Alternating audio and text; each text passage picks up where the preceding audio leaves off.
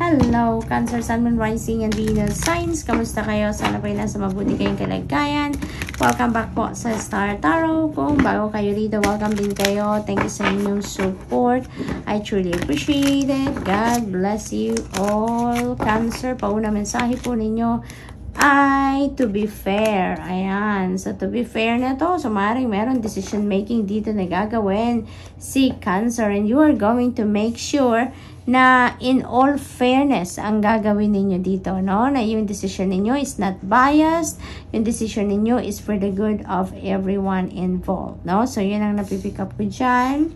We also have blessed. Napakaganda naman ito. There are going to be a lot of amazing things na maaaring mangyari sa buhay ninyo sa ngayon. Maraming blessing ang maaaring dumating dito at magagandang ganap sa buhay ninyo ang maaaring mag-unfold talaga around this time. So, you are so blessed talaga, Cancer. And that could be blessing na hindi mo malaman kung saan nanggagaling, hindi ba? Yung parang bigla-bigla na lang dadating ang mga magagandang pangyayari.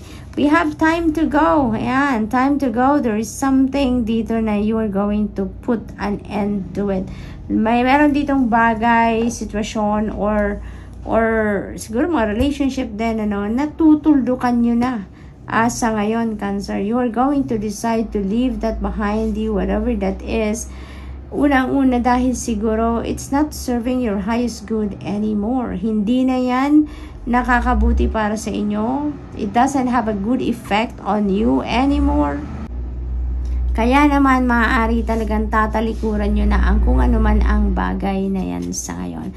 And you are heading towards somewhere na talaga namang siguro dyan nyo na gustong pumunta. Yan ang pinipili ninyong path dahil siguro nararamdaman ninyo na dyan ninyo mahahanap ang inyong contentment, yung inyong satisfaction, ang inyong happiness, ang inyong peace.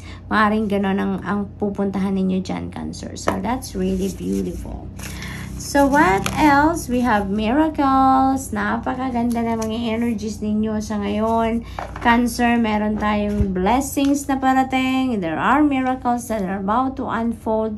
So, you are definitely blessed. Binibiyayaan talaga kayo ngayon or bibiyayaan talaga kayo ngayon ng magagandang bagay dito sa inyong buhay.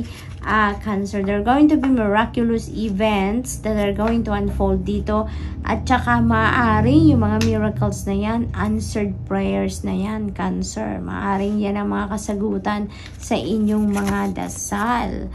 Expansion, growth, thriving. Nako, napakaganda. Napakaganda nito, lalo-lalo na sa inyong money, career, and finances. Kasi maaring sa ngayon talagang magbo-boom na ang mga negosyo ninyo. Kung merong negosyo, maaari din na may mga career or business opportunity dito na parating that is going to bring forth financial success din sa inyo. You know, you never know kung anong klaseng mga biyaya ang parating sa inyo dito, kung saan-saan manggagaling. But definitely, there's going to be bounty dito. This is a time of plenty and bounty para sa inyo dito, Cancer. So, napaka-swerte ninyo sa ngayon. We have new beginnings. Talaga namang magsisimula kayo ng bagong chapter sa buhay ninyo at this time. There's going to be new beginnings. There's going to be fresh start sa buhay ninyo sa ngayon, Cancer. At yan ay maaaring ang magbibigay ng opportunity sa inyo for those new beginnings is the blessing na parating sa inyo.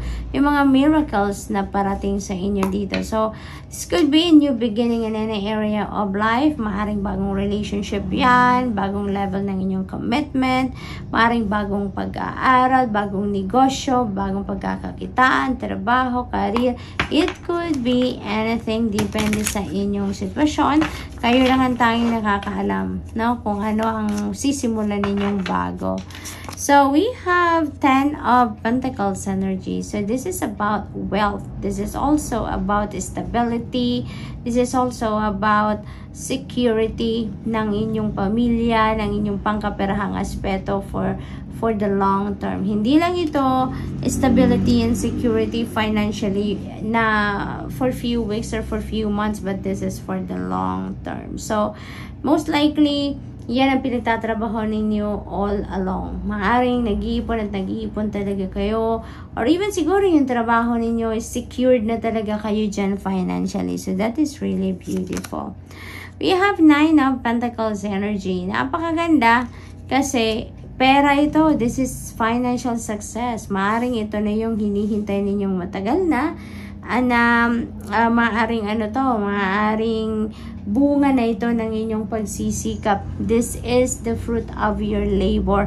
This is you reaping the rewards of your hard work. At ngayon, may experience mo na yung financial comfort. So, good luck to that, Cancer. We have the Hierophant energy. There could be wedding. Maaring meron ikakasal sa inyo dito. Maaring yan ang bagong sisimulan ninyong chapter sa buhay ninyo, Cancer. So, maaring iba talaga sa inyo dito ay ikakasal na. So, yan din ang malakas ko na pipick up dyan for some of you. So, good luck po. And that's all I have for you for the week. Thank you for watching. Love and light. Namaste.